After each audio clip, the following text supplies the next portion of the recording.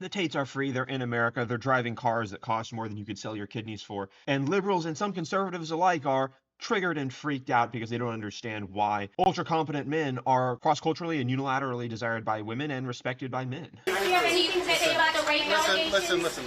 We live in a democratic society where it's innocent until proven guilty, and I think my brother and I are largely misunderstood. There's a lot of opinions about us, a lot of things that go around about us on the internet. We've yet to be convicted of any crime in our lives ever. We have no criminal record anywhere on the planet ever. Our case was dismissed on the 19th of December in Romania under the Biden administration. And our prosecutor recently decided, because we have no active indictment in court, to let us go and return. This is a democratic society.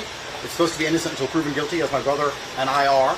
And I think it's extremely important that we stop allowing media spin, wrap-up smears, lies, or carefully constructed narratives from George Soros-funded operations trying to destroy the reputations of good people. And they're able to say this because they're in the States now. Who have no intention to do anything other than follow the law. It's glorious because they're United States citizens and they're afforded complete free speech and protection under the law. And since they tried to take that away in the United States by their attacks against Trump and failed, there is a precedent set, which is that we're not going to put people in jail because they're not liked by the mainstream media. Where do I begin?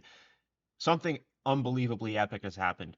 Andrew Tate is in America. He went radio silent on all social media, which for him is completely uncharacteristic. He hasn't done that in literally years, for just over a day. People were having their own theories about what happened to him. I thought, is it even possible the United States went and got him? And when I say got him, I don't mean bring him here. I mean they sent SEALs and got him.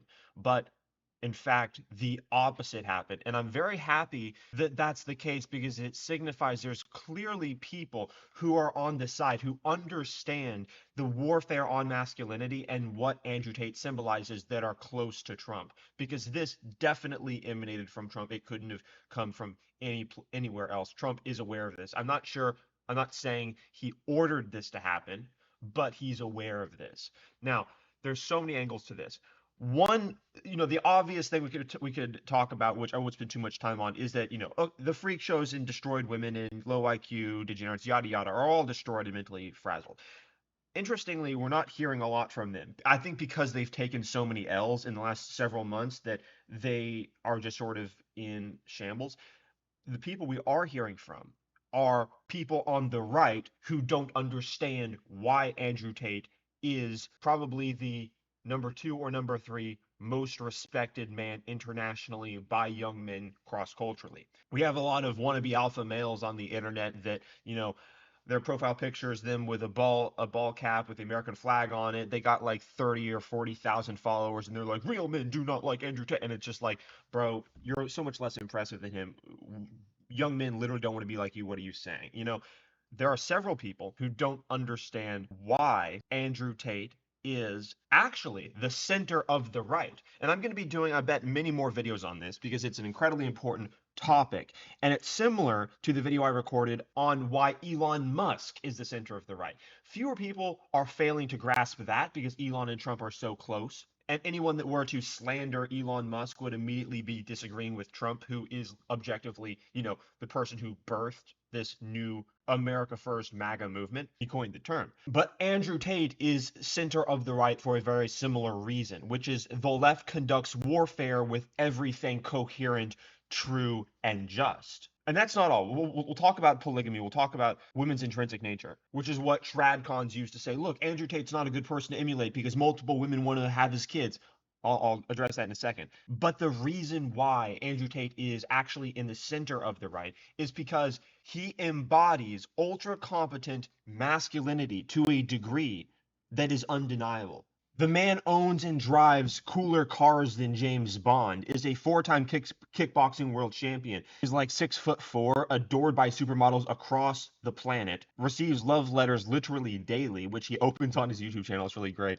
But most importantly, he's fearless in his warfare against the Matrix, calling out their agenda to enslave us by feeding us anti-reality propaganda, which is completely accurate, as well as, of course, their warfare on masculinity itself. As I've described in numerous videos, masculinity is basically a synthesized apparatus for taking reality and turning it into action. That's what masculinity is. So you can say accurately that masculinity is an apparatus for objective reality. That's the reason why the left can't stand masculinity and why it demonizes it.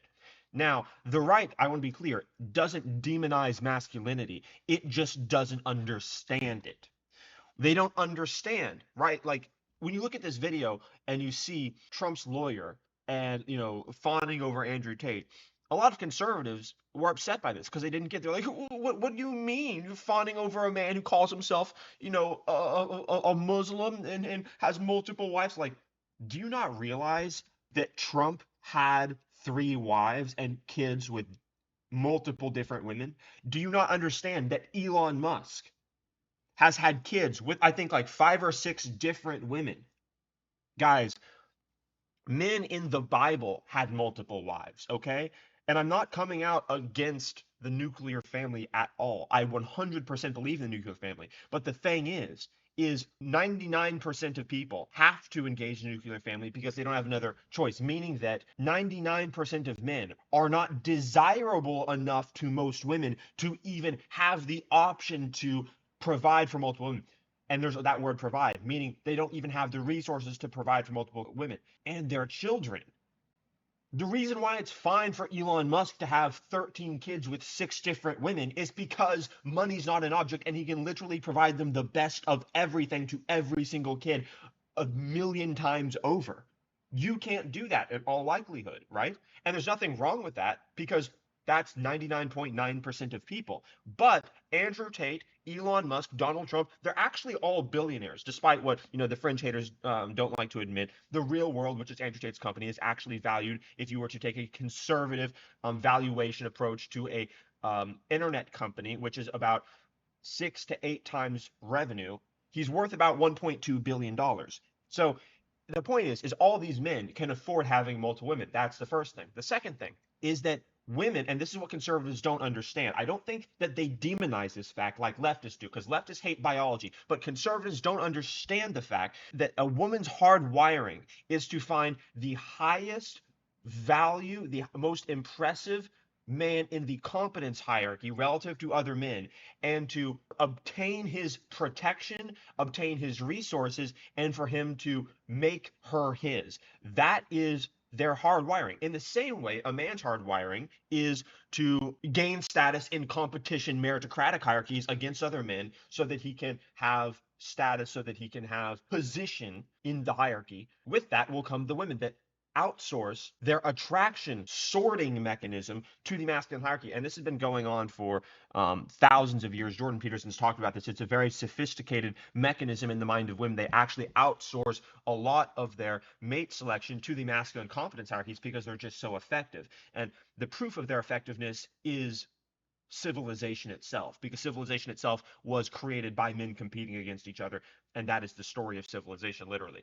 Now, there are going to be people on the right that 100% say we need to transcend our biology. Men need to say no to this urge to have multiple women if they can afford it, or this, that's approximately what the objection is. And to them, I say completely fine. That's totally acceptable, but you have to understand that some men are not going to do that. That's what they need to get, is that some men are not going to they're not going to live out of the pages of the Bible. They just won't. Some men will sacrifice everything they have to increase their status, to increase their money. It's the same reason why men will work 100 hours at a law firm to make partner. They will literally do anything for status and money. And what these men are doing is they're adhering to a natural drive they have, which is to become as successful as humanly possible. And connected with this success metric is the ability to attract women. They're just told in Western civilization, you can only have one wife. This is the reason why a lot of men these days are choosing not to get married. If you look at Elon Musk right now, he's not married to a lot of the women he's having kids with, but he's still having kids. So he's getting the outcome of children. He can totally support all of them, obviously. He can give them the best of everything, but the woman's not married to him, so she can't take half his stuff so that the state can't get involved and say, wait a second, aren't you having kids with this other woman? It's not messy. It's easy. People that say it's messy, it's actually a lot less messy to not involve the state if you're one of these 1% men. Again, I'm not saying your average Joe can be like, yeah, I want 5 wives and have kids with all of them because he's making 60K a year, right? And he has a beer belly. Not interested. Women aren't interested in that, you know? And so unfortunately what you're seeing a lot of the right do, and it is a substantial amount, is they've fallen prey to the demonization slander which has been propagated by the mainstream fake news. A lot of them aren't. Many people, as we know, are not tricked by this, but notable people that have been tricked are everyone at the Daily Wire, including Brett Cooper, even though she's not at the Daily Wire anymore. Some more resentful, jealous men that are on the right, just sort of, third or fourth level commentators. They're immensely triggered. Any men that are basically easily made jealous by guys who are much more advanced than them are immensely triggered. And all of this comes on the same day where the Epstein files are about to be released. So, it's an interesting timing because you have this, the accusations of sexual misconduct with the Tates and this release from the president about the Epstein files. So it's already on a lot of people's minds. Ultimately, though, the truth will win. And we've seen this play out, given that Trump won and that all the most competent men are in charge of the government now. The Tates are free. They're in America. They're driving cars that cost more than you could sell your kidneys for. And liberals and some conservatives alike are triggered and freaked out because they don't understand why ultra competent men are cross-culturally and unilaterally desired by women and respected by men.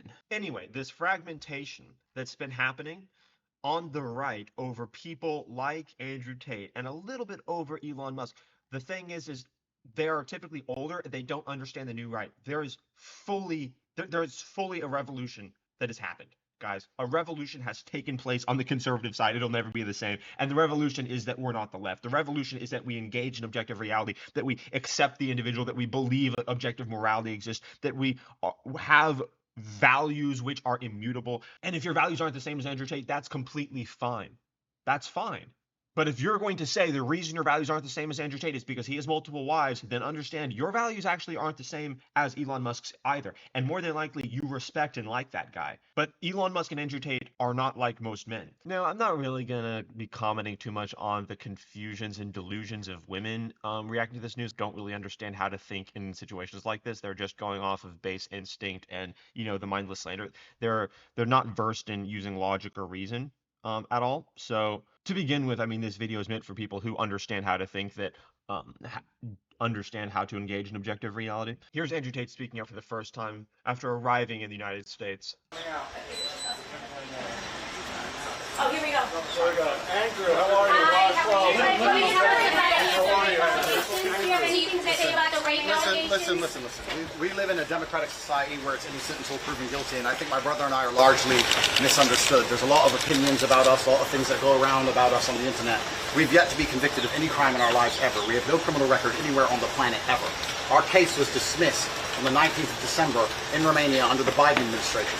And our prosecutor recently decided, because we have no active indictment in court, to let us go and return. This is a democratic society. It's supposed to be innocent until proven guilty, as my brother and I are. And I think it's extremely important that we stop allowing media spin, wrap-up smears, lies, or carefully constructed narratives from George Soros-funded operations trying to destroy the reputations of good people. And they're able to say this because they're in the States now. Who have no intention to do anything other than follow the law. Glorious, because they're United States citizens and they're afforded complete free speech and protection under the law. And since they tried to take that away in the United States by their attacks against Trump and failed, there is a precedent set, which is that we're not going to put people in jail because they're not liked by the mainstream media. Why are you here? Did Donald Trump help get you the travel ban lifted? Did Donald Trump help get the travel ban lifted? Why are you guys here? Can you tell us? Why are you in Florida? He's rolling with a thick security team. That's interesting. I wonder, I mean, he's probably organized that through the War Room, his powerful organization. That's very cool. That's very, very interesting. I guess it's worth repeating. Why not? Yeah, Andrew Tate is objectively innocent. There is no evidence against him. As he said, there is no court that has found him guilty because the evidence doesn't exist. All the women that he was accused of trafficking have come forward and said the charges are completely made up. We love Andrew. So if you don't believe him, you don't believe me, you can just literally listen to the words that come out of their mouths.